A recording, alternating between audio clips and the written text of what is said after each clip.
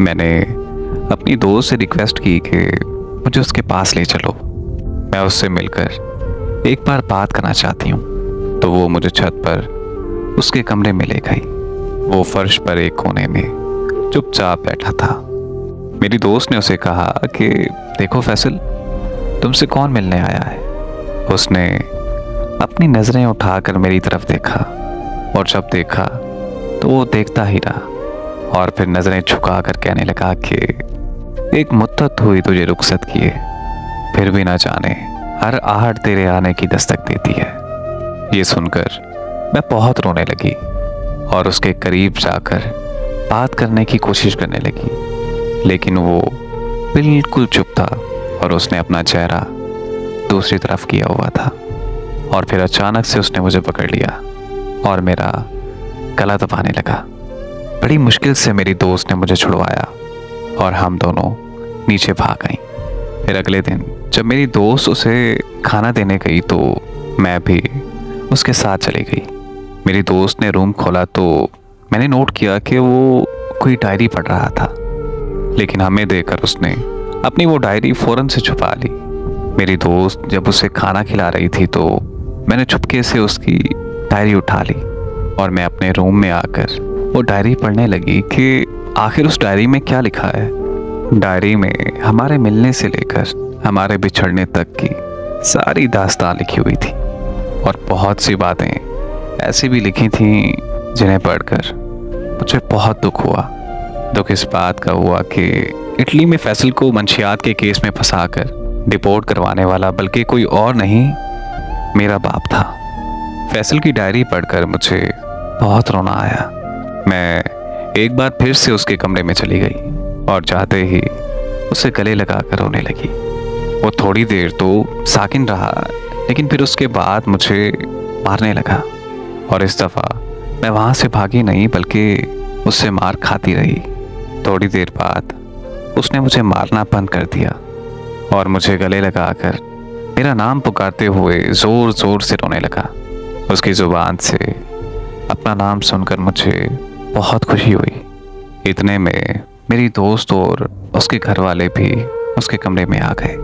अपने घर वालों को देखते ही फैसल फिर से पागलों वाली हरकतें करने लगा। फैसल का मेरा नाम पुकारना और मुझे गले लगाकर रोना इस बात की गवाही थी कि मैं आज भी उसे याद हूँ। फिर मैं रोज़ खाने के वक्त उसे खाना खिलाने जाती थी और घंटों उसके पास बैठकर अपने गुजरे कल की बातें करती थी। वो बस मेरी तरफ देखता रहता था मगर मुझसे कोई बात नहीं करता था।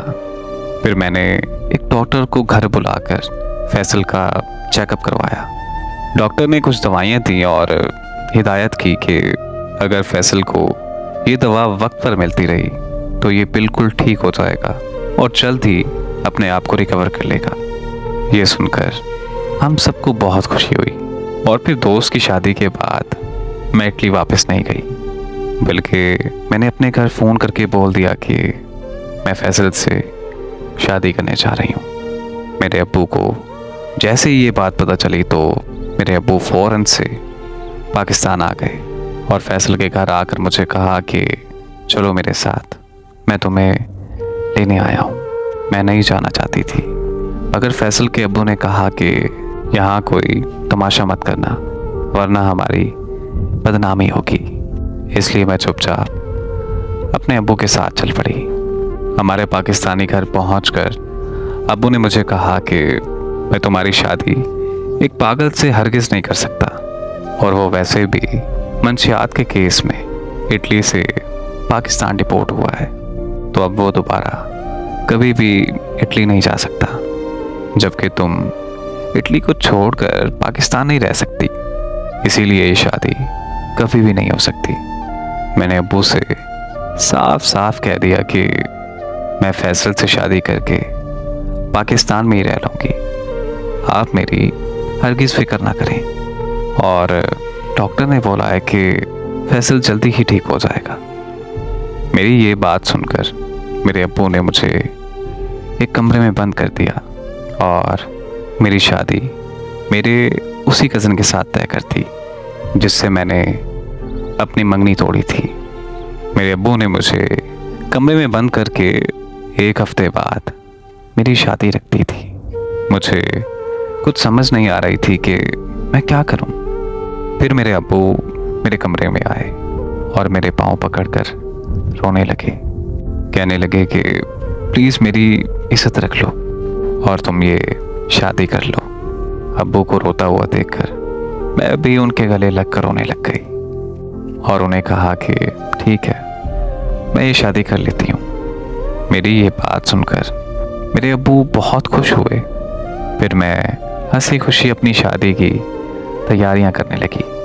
मेरी बाकी फैमिली भी इटली से शादी अटेंड करने के लिए आ गए और फिर मैं मौका देखकर मैं वहाँ से भागकर फैसल के घर आ गई।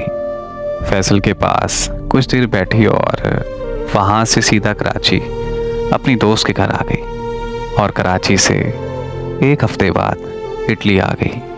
मैं ये हरगिज़ नहीं करना चाहती थी, लेकिन मेरे पास इसके अलावा कोई और हल नहीं था। जब मैं कमरे में कैद थी तो मुझे एक बात समझ में आ गई थी कि पाकिस्तान में अब्बू मेरी शादी कभी भी फैसल से नहीं होने देंगे और वो ज़बरदस्ती मेरी शादी मेरे कज़न से करवा कर ही रहेंगे। इसीलिए मैंने वापस इटली आने का प्लान किया, क्योंकि यहाँ मैं खुद मुख्तार हूँ और यहाँ मेरे साथ कोई भी ज़बरदस्ती नहीं कर सकता। मेरे इटली पहुँचते ही मेरी फैमिली भी इटली में आ गई। यहाँ आकर उन्हें समझ आ गई थी कि मैं अब उनकी बात कभी भी नहीं मानूंगी, तो उन्होंने मुझसे बात करना बिल्कुल बंद कर दी। मेरे कहने पर फैसल ने फैसल के कमरे में एक बड़ी स्क्रीन लगवा दी ताकि मैं रोज़ फैसल से वीडियो कॉल पर बात कर सकूं। मैं रोज़ घंटों घंटों तक फैसल से वीडियो कॉल पर बातें करने लगी। शुरू में फैसल को पागलपन के दौरे पड़ते थे, मगर रोज़ाना दवाई खाने से वो वक्त के साथ साथ बिल्कुल ठीक हो गया। 2 साल गुजर चुके थे और फैसल अपने अब्बू का कारोबार संभाल चुका था। अब वक्त आ गया था कि मैं पाकिस्तान जाऊं और फैसल से शादी कर लूं। मैंने पाकिस्तान के लिए टिकट करवा ली थी, मगर इन दिनों इटली में समन कत्ल केस के चर्चे हर तरफ होने लगे और उसी केस में मुझे और मेरे घर वालों को वहाँ की पुलिस पकड़ कर ले गई।